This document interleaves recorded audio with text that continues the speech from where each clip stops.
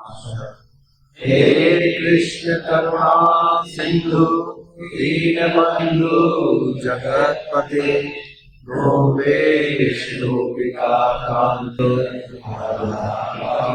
नमोस्तुते। भक्तकांचन गौरांगी राधे वृंदावनेश्वरी व्रजभानुसुते देवी प्रणमामि हरिप्रिये। वाञ्छाकल्पतरुभ्यश्च कृपासिन्धुभ्येव च पतितानां वैष्णवेभ्यो नमो नमः। जय श्री कृष्ण चैतन्य प्रभु नित्यानंद श्री अद्वैत गदाधर श्रीवासादि गौरभक्तवृंद। हरे कृष्णा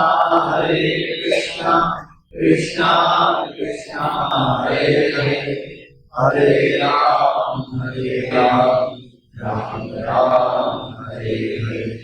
नमो विष्णुपादाय कृष्णपृष्ठाय भूतले श्रीमते भक्तिवेदांत स्वामी नमस्ते शास्त्रदेवे गौरवाणी प्रचारिणे निर्विशेषशून्यवादी आश्चार्येषुताय।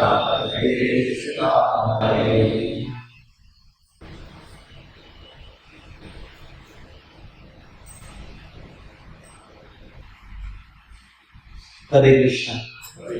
तो आप सभी भक्तों का स्वागत है। इस बार जन्माष्टमी महोत्सव में आप सभी भक्तों ने बहुत अच्छे से सेवाएं दी, जिसके कारण ये जन्माष्टमी महामहोत्सव बहुत ही सफल रहा। और इसमें आप सबका बड़ा योगदान है, चाहे फंड रेजिंग की हो, चाहे उस सेवाएं रही हो, चाहे दिन रात व्यवस्थाएं रही हो, हर भक्त का बड़ा योगदान है। और इसमें माताएं भी पीछे नहीं रही, माताओं ने भी अपना पूरा उत्साह के साथ अपनी सेवाएं दी है। और मैं देख रहा हूँ कि आप सब लोग धीरे धीरे आध्यात्मिक जीवन में प्रगति कर रहे हैं, क्योंकि हम निरंतर सेवाओं में लगे रहे, ये आसान नहीं। और भक्तों के साथ मिलकर के अपनी सेवाओं को करते रहे। अकेले सेवा करना आसान है, लेकिन सबके साथ मिलकर के सेवा करना और आसान है। अगर हमारा भाव अच्छा हो, यदि क्षमा भावना हो, तब ठीक है, थोड़ा दूरी रखूंगा। तो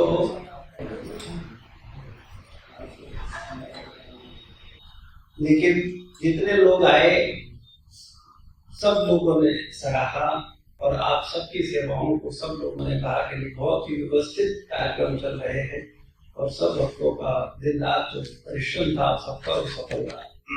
खास करके असली आनंद आप ही लोगों ने दिया, क्योंकि जो लोग दर्शन करने आए उन्हें कितनी देर लगी? आए, मुझे चले गए। और आप लोगों के दिमाग में भगवान के उत्सव को लेकर के महीनों चिंतन रहा कि मुझे ऐसे करना है, मुझे परीक्षित करना है, मुझे अभिषेक सेवा करानी है, मुझे ये व्यवस्था करनी है। तो सबसे ज्यादा आपने भगवान की जो सेवा की उसको सबसे ज्यादा एंजॉय, सबसे ज्यादा आनंद आपको मिला। तो जितनी ज्यादा हम सेवाओं में इन्वॉल्व होते हैं, उतना अधिक हमको भगवान के साथ पर्सनल सेवाओं का आदान प्रदान करता है। जब हम सेवा करते हैं, जब हम सोचते हैं, तो उसमें हमारी इन्वॉल्वमेंट बढ़ती है। और जब लोग आए, फटाफट दर्शन किए और चले गए। ज्यादा हुआ, अभिषेक करने आए, अभिषेक किया फटाफट और चले गए। उन्होंने केवल एक परिवार के साथ अभिषेक किया। आपने कितने लोगों को अभिषेक कराया? सुबह से लेकर के 12 बजे से लेकर के रात 12 बजे तक आप उस अभिषेक में सम्मिलित रहे। अगर आप दही देने वाला दही बराबर नहीं देता तो वो अभिषेक निरंतर चल सकता था। तो ये आप सब ने जो सेवाएं की हैं, ये आपकी सेवाएं बहुत ही विशेष है और इनसे आप भगवान के विशेष कृपा पात्र बन रहे हैं। बशर्ते अपने अंदर कभी भी श्रेष्ठता का भाव मत लाएं, ये बहुत खतरनाक है। हमने बड़े अच्छे अच्छे भक्तों को खोया है केवल इसी कारण से, क्योंकि वो अपने को क्या सोचने लगते हैं कि मैं बहुत श्रेष्ठ हूँ। और कई बार तो फिर मिथ्या अहंकार ये होता है कि उसको क्या लगता है कि मेरे बिना ये काम हो गई नहीं, बस जहां उसका दिमाग में ये बात आई बस उसका काम खत्म, तो पता ही नहीं चलेगा कहां चला गया। तो अपने को हमेशा सावधान रखना, कभी भी ये भाव मत आने देना कि नहीं हम बहुत श्रेष्ठ हैं या मेरी वजह से ये हो रहा है, मैं कर रहा हूं तो हो रहा है और मैं नहीं रहूंगा या मैं नहीं करूंगा तो ये सेवा नहीं होगी। ये भाव कभी मत लाएं, क्योंकि भगवान का भोजन क्या है, उनको दर का हाथ बोलते हैं, उनका भोजन है। तो वो जब किसी के अंदर बहुत मैं का भाव होता है, अहंकार का मतलब मैं और मेरा का भाव जब किसी का आता है तो भगवान फिर उसको क्षमा नहीं करते हैं। और गुरु और भगवान दोनों को ये अहंकार पसंद नहीं है। जो भगवान को पसंद नहीं है वो गुरु को कैसे हो सकता है। तो इसलिए हम लोगों को हमेशा ध्यान रखना है, इससे बस अपने को बचा के रखना, बस और कुछ नहीं। और हम लोग जो कुछ भी कर रहे हैं उसके पीछे एक ही उद्देश्य है, कैसे हमें भगवान की और गुरु की कृपा मिले, जिससे कि हम अपने चित्त को शुद्ध कर पाए और मिल करके सब भक्तों सब वैष्णवों के साथ मिल करके भगवान की सेवा कर पाए। तो आप सब लोग प्रयास कर रहे हैं, लेकिन हमारा एक निवेदन है कि आप सब भक्तों का मौलिक साधना कैसा चलता है, क्योंकि वो आधार है ना। अगर हमारा साधना अच्छा नहीं होगा तो हम सेवा ज्यादा समय तक नहीं कर पाएंगे। हम सब लोगों मेरा निवेदन है आप सबसे, अपने स्वास्थ्य का भी ध्यान रखें, साधना का ध्यान रखें, फिर खुद सेवा करें, ठीक है। कई बार हम लोग बहुत लेट तक सोते हैं तो जल्दी उठते हैं, तो वो ज्यादा दिन तक नहीं चलेगा।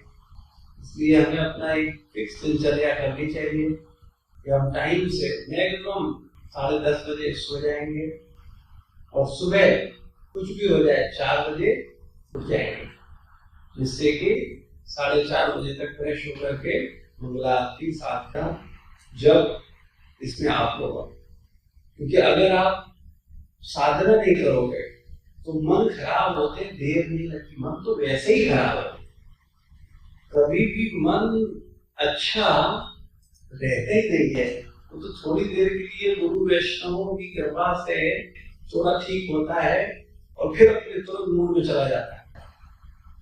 इस मन के विषय में आचार्यगण बड़ा सुंदर समझाने का प्रयास करते हैं कि ये स्प्रिंग की तरह है। स्प्रिंग देखी है आपने, स्प्रिंग को दबाओ, ठीक है, तो जब तक दबी रहेगी सही एंगल तब तक दबी रहेगी, और जरा सा उसको कहीं भी साइड से उसको जगह मिली, गैप मिली, तो उतनी स्पीड से उछलेगी। ये है मन। मन को आपने दबा रखा है कि नहीं, मैं सेवा करूंगा निष्काम भाव से, निस्वार्थ भाव से, मैं भगवान की सेवा में अपने को समर्पित करूंगा, ऐसा अपने को अपराध नहीं करूंगा। इन सब भावनाओं से आपने क्या कर रखा है, अपने मन को दबा। लेकिन जरा सा गैप हुआ और ये निकल जाए। आज ही लेक्चर सुन रहा था तो परम पूज्य गोपाल कृष्ण गोस्वामी महाराज कई जगह हम लोगों को समझाते हैं, कनिष्ठ वैष्णव, मध्यम वैष्णव, उत्तम वैष्णव।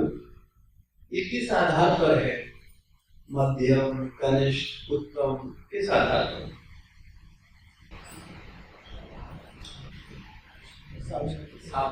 उसकी साधना किस तरह की है? और कोई साधना सेवा ठीक है,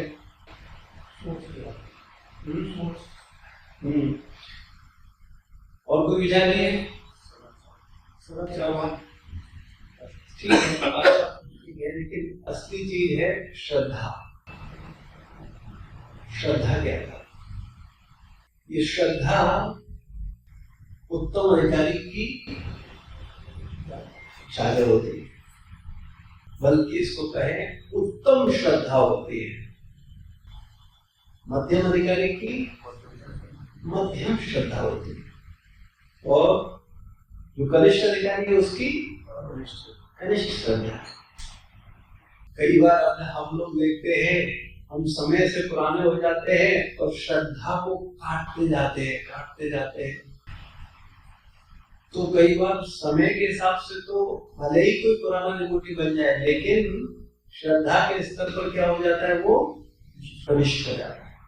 तो इससे अपने को हमेशा बचा के श्रद्धा, मैं कई बार आप लोगों को बोलता हूँ, श्रद्धा जैसे जैसे समय बढ़े तो बढ़नी चाहिए या कम होनी चाहिए? बढ़नी चाहिए। और अगर मेरी श्रद्धा बढ़ने की बजाय कम हो रही है तो जाने अनजाने में हम साधना, भक्तों का संग और सेवा कुछ न कुछ गलती बन रही है। हमें हमेशा सावधान रहना चाहिए।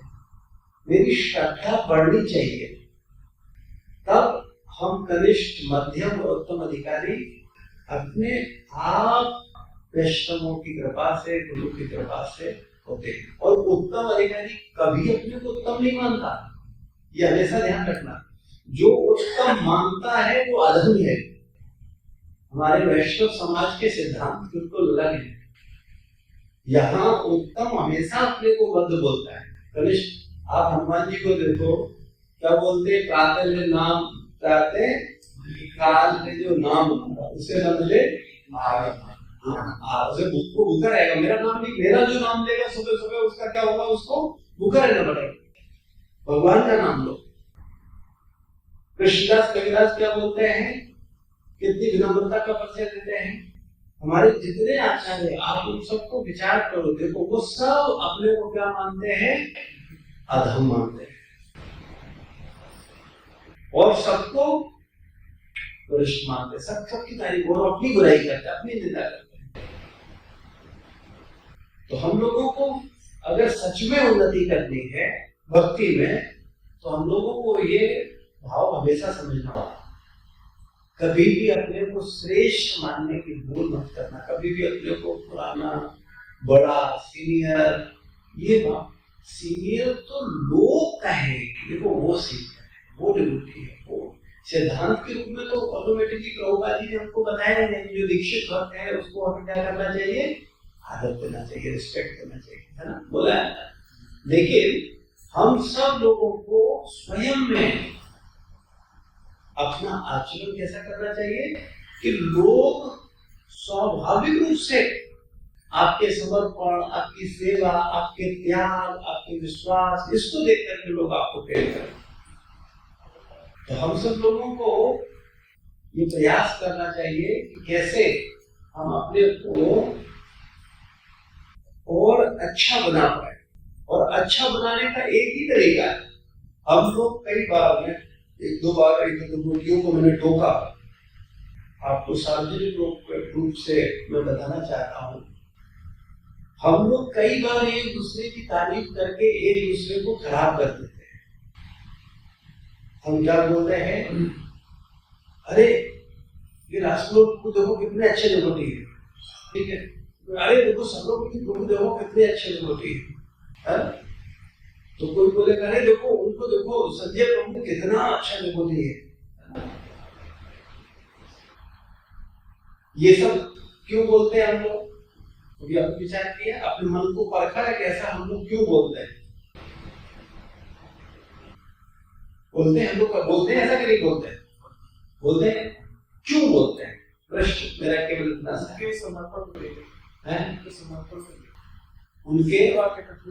उनका जो सेवा का समर्पण है, ठीक है, तो देख करके उन्हीं को क्यों बोल रहे हैं? हमारा इससे समझ अच्छा इसे चापलूसी बोलते हैं। और कुछ नहीं है। क्योंकि हम क्या कर रहे हैं, उस व्यक्ति को केवल चने के यहाँ पे चला रहे हैं। क्यों? बोले मेरे कुछ काम है, वो तुम निपटा दे। और हम भी इतने बड़े बेवकूफ है कि वो बोल रहा है और हम भी खुश हो रहे हैं, हम भी चने के झाड़ पे चल रहे हैं। लेकिन ये भक्ति खत्म हो जाएंगे। अब हमेशा इस बात पर ध्यान देना चाहिए।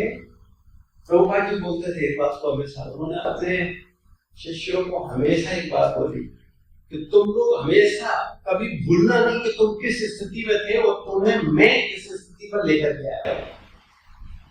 ये तुम लोग कभी भूलना नहीं। इससे क्या होगा कि तुम्हारी चेतना कभी खराब नहीं होगी। तो हमें एक दूसरे को चने के झाड़ पर नहीं चलाना चाहिए। हमको ये बोलना चाहिए तुम इतनी कृपा ले रहे हो इसलिए ऐसा कर रहे हो, ये तुम्हारे ऊपर कृपा है। हमें देखो सरल सी बात समझो, कोई भी व्यक्ति उसकी कोई तारीफ नहीं है, उसको तारीफ के लायक बनाया गया है और जिसने बनाया है उसकी तारीफ है। उसकी तारीफ करोगे तब तुम्हारा चेतना शुद्ध होगा और तब तुम एक दूसरे को खराब करने से रोक पाओगे। वरना क्या करोगे, हम एक दूसरे को बोल बोल के क्या करेंगे, खराब करेंगे और कुछ नहीं होगा, खराब करेंगे। और आप देखते हो ऐसे लोग ज्यादा समय तक अपनी चेतना में स्थिर नहीं रह पाते, क्योंकि उनको लगने लगता है कि वो तो बहुत अच्छे हैं। और फिर अच्छे होने के बाद श्रेष्ठता का भाव आता है, श्रेष्ठता का भाव आता है, कंट्रोलिंग भाव आता है, कंट्रोलिंग भाव आता है, फिर अपराध होने शुरू होते हैं और अपराध होते होते अचानक उसकी हत्या कर देते हैं, उसकी आध्यात्मिक चेतना की हत्या करते हैं। तो इससे हम लोगों को सबको बहुत सावधान रहना चाहिए। वैष्णव समाज में जितना वैष्णव समाज में एक सिद्धांत है, कभी भी शास्त्र में ये वर्णन दिया गया है, भक्ति रसामृत सूत्र जो हम लोग पढ़ेंगे तब उसमें वर्णन है, हमें कभी भी अपनी तारीफ नहीं करनी चाहिए, बल्कि भगवान के समक्ष जब जाएं, गुरु के समक्ष जाएं, तो हमें गुरु और भगवान का स्तुति करनी चाहिए, गुणगान करना चाहिए। ये शिष्टाचार, ये वैष्णव परंपरा। हम सब लोगों को छोटी छोटी वैष्णव सदाचारों को सीखना चाहिए। देखो आज के समय में भावना शून्य लोग हो रहे हैं, भावनाओं का अधिक वैल्यू, भावना देने ही बंद कर दी, प्रतिक्रिया देने ही बंद कर देती, जड़ होते जा रहे। लेकिन प्रतिक्रियाएं होनी चाहिए, बड़ी विनम्र भरी, प्रेम भरी प्रतिक्रियाएं होनी चाहिए। भगवान के समक्ष भगवान को स्तुतियां की जाती है, गजेंद्र मुख्य है, कितनी अलग अलग स्तुति की प्रार्थनाएं हैं। ये सब प्रार्थनाएं क्या है, भगवान के पास जाते हैं कि भगवान का ग्लोरिफिकेशन करते हैं। भगवान आपने ऐसा किया, भगवान आपने ये किया, भगवान आपने इस तरीके से उसका उद्धार किया, भगवान आपने द्रौपदी की ऐसे रक्षा की, पांडवों को आपने ऐसे किया, आपने ऐसे किया, आपने ऐसे किया, आपने ऐसे किया। ये एक भक्त का भाव होता है। और जो ईर्ष्यालु होता है उसका भाव क्या होता है, मैंने ये किया, मैं नहीं होता तो नहीं होता, पता है तुमको, आओ तो मैं कर रहा था, तुमने देखा, तुमने कुछ देखा, मेरी वजह से हुआ ये, मैं नहीं होता तो कुछ नहीं होता। तो ये ईर्ष्यालु जो लोग हैं वो हमेशा ऐसी बातें करते हैं। ये संसारी लोग हैं, जो संसारी लोग होते हैं उनकी चर्चा हमेशा ऐसी होती है। और जो भक्त होते हैं वो हमेशा श्रेय गुरु और कृष्ण को देते हैं, वो स्वयं श्रेय नहीं देते हैं। ये हमेशा भाव होना चाहिए। अगर आप अच्छे भक्त बनना चाहते हैं, आप वास्तविकता में एक आदर्श स्थिति रखना चाहते हैं, तो हमेशा इस पर ध्यान दो। कभी भी अपना गुणगान मत करो और कभी भी उसको समझाने की कोशिश मत करो ये मैंने किया, हम कुछ नहीं कर रहे हैं। हम लोग बड़ी जल्दी गलतफहमी से बाहर हो जाएंगे। ये केवल कृपा करा रही है, ये कृपा है इसलिए हम कर रहे हैं, इसीलिए हो रहा है और कुछ नहीं। हम कुछ नहीं, हमारा कोई वजूद नहीं है, हमारा कोई वैल्यू नहीं। इस बात को हम लोगों को हमेशा ध्यान रखना चाहिए। भौतिक जगत और आध्यात्मिक जगत में यही अंतर है। आध्यात्मिक जगत में हम कभी श्रेय लेते नहीं, बल्कि श्रेय गुरु और कृष्ण को देते। तब क्या होता है, सब एक साथ जुड़ जाते हैं, सब संगठित हो जाते हैं। और अगर हम श्रेय लेने लगेंगे तो झगड़े होंगे आपस में, नहीं होंगे। वो कहेगा तुम ही कर रहे हो, हम क्या घास छील रहे थे क्या, हम क्या कर रहे थे, हम नहीं होते, तुम नहीं थे तो ये नहीं, तो हम नहीं थे तो ये नहीं था। कहेगा हम नहीं थे तो ये नहीं था। तो फिर कभी चीजें कभी सही दिशा में नहीं जाएंगी। तो हम लोगों को हमेशा इस बात को समझना चाहिए कि हम लोग कुछ नहीं है, जो कुछ है सब गुरु और कृष्ण की कृपा है बस। और उसको धन्यवाद देना चाहिए, हमेशा गुरु को धन्यवाद देना चाहिए। हमने कोई एहसान नहीं किया, उन्होंने एहसान किया है कि उन्होंने मुझे सेवा में लगा रखा है, ये उनका एहसान। ऐसा भाव हमेशा रखना चाहिए। ऐसे नहीं सोचना चाहिए अरे मैं सेवा कर। बहुत मुश्किल है सही चेतना में अपने को बनाए रखें, क्योंकि मन बदमाश है, वो मन अपना काम करता है। मिथ्या अहंकार, साधना का मतलब क्या है, मन बुद्धि अहंकार को साधना, मन को साधना। जो भौतिक बुद्धि है उसको साधना, यानी भौतिक बुद्धि को साध करके आध्यात्मिक बुद्धि में बदलना। बुद्धि का काम क्या होता है, निर्णय देते हैं। मन विचारता है, इच्छा करता है, और बुद्धि निर्णय देती है। तो जब भौतिक बुद्धि होती है तो निर्णय कैसे होते हैं, भौतिक होते हैं। और जब आध्यात्मिक बुद्धि होती है तब निर्णय आध्यात्मिक होते हैं। ये समझना बहुत मुश्किल नहीं है, लेकिन अगर समझना चाहें तो हमेशा आध्यात्मिक बुद्धि को विकास देना है। क्योंकि हम लोग इस भौतिक जगत से निकल करके आध्यात्मिक जगत में जाना चाहते हैं, और हम सबका यही लक्ष्य है। और ये संभव होगा जब हम अपने भौतिक बुद्धि को प्रधानता नहीं देंगे, भौतिक विचारों को प्रधानता नहीं देंगे। तो निश्चित रूप से हम लोग सब मिल करके वास्तविकता में अच्छे बन जाएंगे। तो ये हमेशा से, आज से सब लोग ये संकल्प लो कि एक दूसरे को अच्छा बोलना। अरे प्रभु जी इन्होंने तो ये कर दिया, अरे ये तो बहुत ही अच्छे प्रभु जी, इनकी तो बात ही अलग है। ये ऐसे बोलना बंद करो, बल्कि ऐसे कहो कि ये खूब कृपा दे रहे हैं, इन पर कृपा है तो ये कर पा रहे हैं। ये तो गुरु महाराज की कृपा है, ये उनकी कृपा है जिसके कारण हम ये कर पा रहे हैं। उन्होंने हमें चुना है जिसके कारण हम कर पा रहे हैं। ये उनका एहसान है, मेरा कोई एहसान नहीं। देखो दुनिया में दो विचार है, एक पॉजिटिव और एक नेगेटिव, और दोनों विचारों में पूरी दम है। दोनों विचारों को कोई काट नहीं सकता है। मैं बार बार आपको उदाहरण देके समझाने की कोशिश करता हूँ। आधा खाली गिलास और आधा भरा गिलास, दोनों बातों को कोई गलत कह सकता है? आधा भरा है ये 100% सही बात है कि नहीं, और आधा खाली है ये भी 100% सही बात है कि नहीं? ठीक है, लेकिन आपकी किसमें फायदा है? आपका खाली, कौन खाली वाला?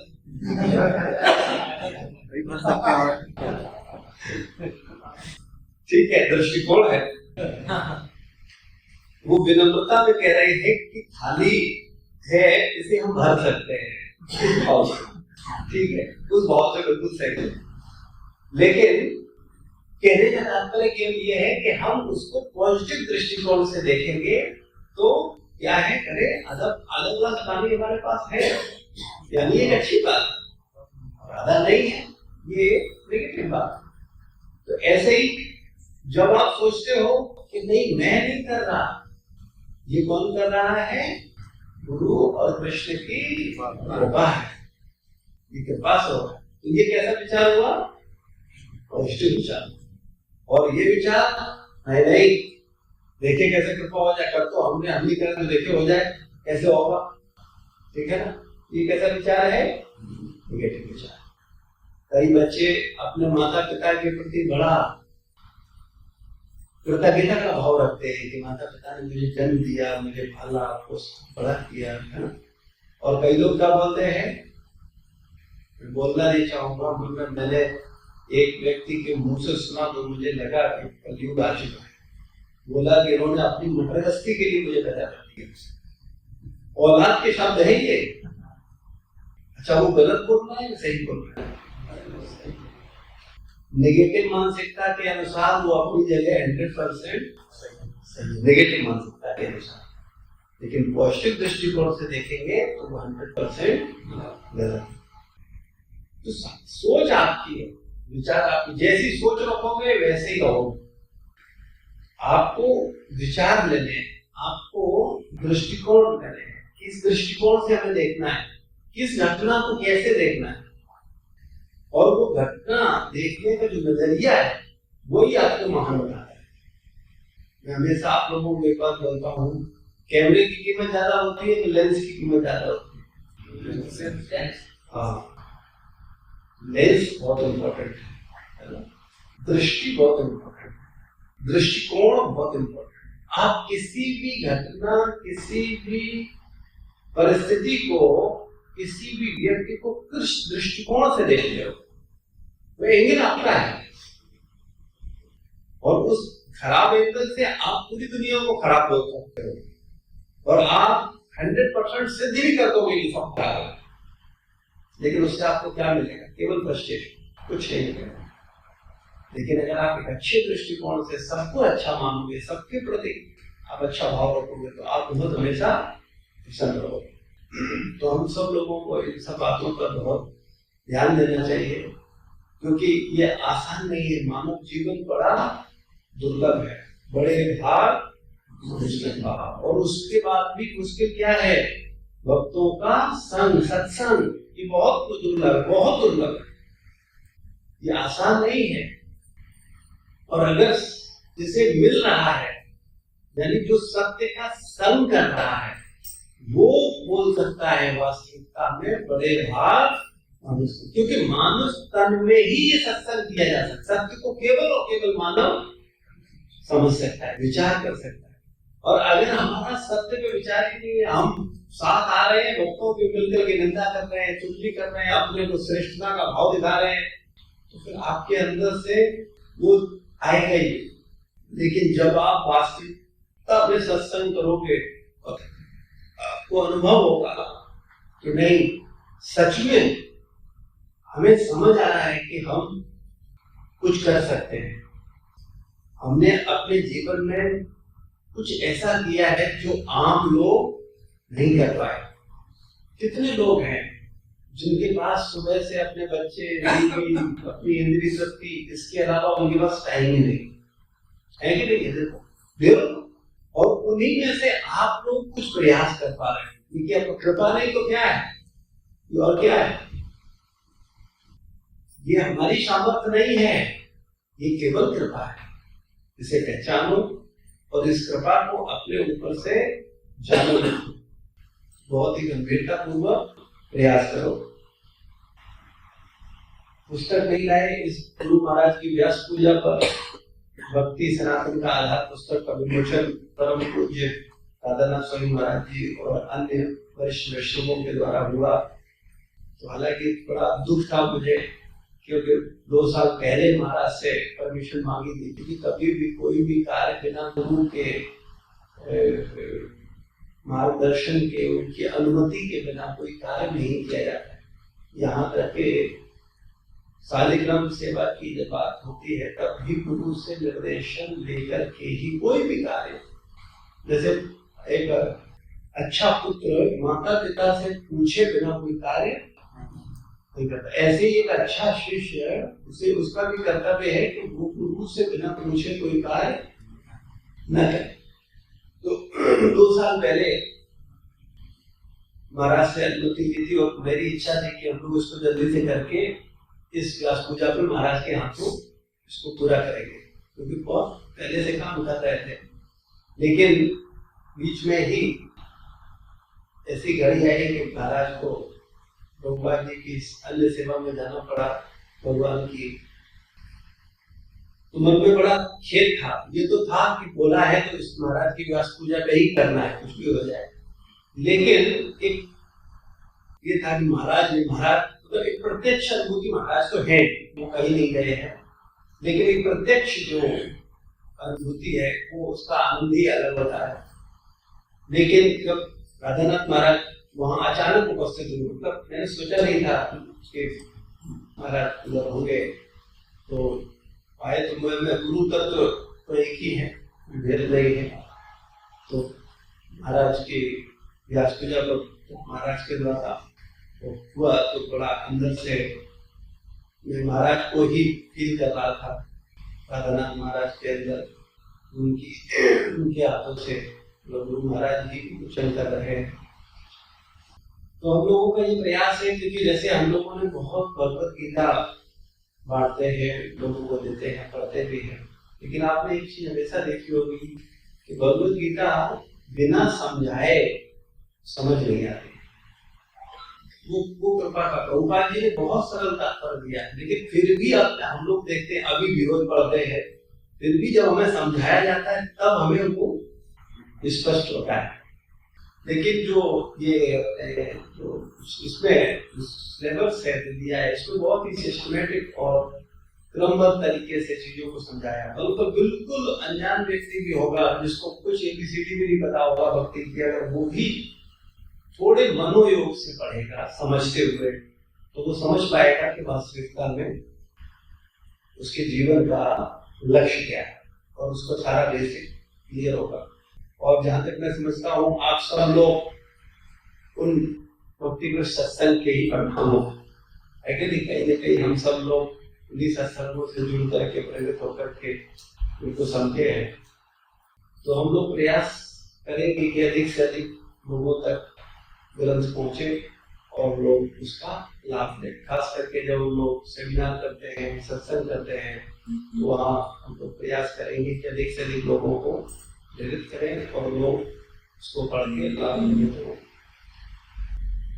तो आज आप सबके प्रति पहले तो बहुत आभार, आप सबकी सेवाओं के लिए कि आपने इतने अच्छे मिलजुल करके आप सब ने सेवाएं की हैं। और इसमें मैं अगली बार इसको रखूंगा, जिससे जिस भक्त ने जितना अधिक प्रयास किया है सेवाओं को अच्छा करने का, अच्छे से उसको, क्योंकि हर भक्त का अपना एक उत्साह होता है, और उस उत्साह में जिसने जो किया है उनको हम एक छोटा सा प्रभुपाद जी के पुस्तकें जो है भेंट करेंगे, उनके अपने योगदान के आधार पर, उनके अपने सिंसियरिटी के आधार पर। क्योंकि मैं 2 मैराथन को हम लोग उसको रखेंगे, और इसमें हम लोग इन दोनों पर सब भक्तों को कुछ न कुछ प्रोत्साहन के लिए पुरस्कार, कृपा, आशीर्वाद वो देंगे। और वो एक रहेगा बुक डिस्ट्रीब्यूशन और दूसरा रहेगा फंड रेजिंग, क्योंकि ये दोनों ही ऐसे चीजें हैं जिनके बिना मंदिर अपना विशाल स्वरूप नहीं ले सकता। तो एक तो अपना बुक डिस्ट्रीब्यूशन, जो 3 मैराथन शुरू हुए हैं, हम लोग अभी एक ही पर जोर देते हैं, क्योंकि शुरुआत एक से भी थी। अभी दोनों 2 मैराथन को हम लोग, और अभी आईसीसी मीटिंग में खास करके सभी वैष्णव प्रयास कर रहे हैं कैसे हम लोग अधिक से अधिक एक भद्रपूर्ण, और हम लोग भागवत पुराण को कोशिश करेंगे कि हर घर में भागवत पहुंचे। और चैतन्य चर्चा में गौर पूर्णिमा पे जब होती है तब हम लोग चैतन्य चर्चा में मैराथन कर सकते हैं। और तीसरा गीता जयंती पर, क्योंकि ये 3 ही ग्रंथ हैं जिन ग्रंथों से ये मानवता का कल्याण हो सकता है। अगर कोई इन 3 ग्रंथों को आज सबसे बड़ी चीज है, बहुत से घरों में लोग ग्रंथों को ज्यादा महत्व ही नहीं देते, बल्कि मैंने देखा है कई बार वो किताबों पर पैसा खर्च करने में बड़ी कंजूसी दिखाते हैं। आप अपने संसार में देखो, और वो भी खास करके आध्यात्मिक किताब हो तब तो व्यक्ति को लगता है हाँ मेरे घर में है, वो दादा के समय की गीता रखी है, कुछ करने की कोई जरूरत नहीं। अक्सर आप देखो लोग बहुत ही कंजूसी करते हैं, खास करके आध्यात्मिक। जबकि मेरा जो विचार था, मुझे हमेशा एक चीज लगती थी कि कौन सा सेंटेंस मेरे दिमाग में चला जाए, कौन सा एक बार पता नहीं, और हो सकता है वो एक सेंटेंस मेरा पूरा जीवन बदल दे।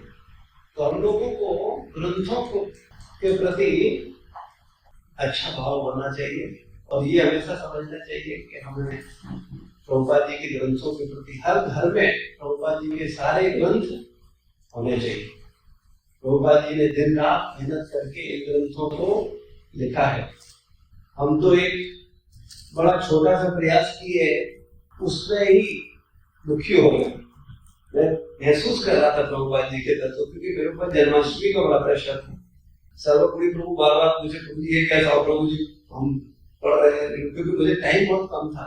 महाराज की व्यास पूजा आ रही थी, उसमें पूरा प्रूफ रीडिंग करना था, पूरी चीजों को बार बार, क्योंकि जब आप कुछ लिख रहे हो तो बड़ा जिम्मेदारी होता है। तो बड़ा प्रेशर था, लग रहा था कि फिर भी जाने में कुछ त्रुटियां रही होगी और होंगी। गुरु महाराज के चरणों में अर्पित करके कहा कि हमारा प्रयास है आपको प्रसन्न करने का, हमने एक प्रयास किया है, निश्चित रूप से जो भूले हो उन्हें आप क्षमा करो, और हमारे प्रयासों पर हम पर कृपा करो कि मैं और आपकी सेवा कर पाऊं। तो मेरा कहने का निवेदन केवल इतना है कि प्रभुपाद जी रात रात भर जाग के देखें। मैं तो जरा सा तो कौन सा मोटा है, जरा सा पतला सा 180-175 पेज की किताब है, इसको ही करने में परेशान हो गया। लेकिन प्रभुपाद जी तो सोचो श्रीमद् भागवत,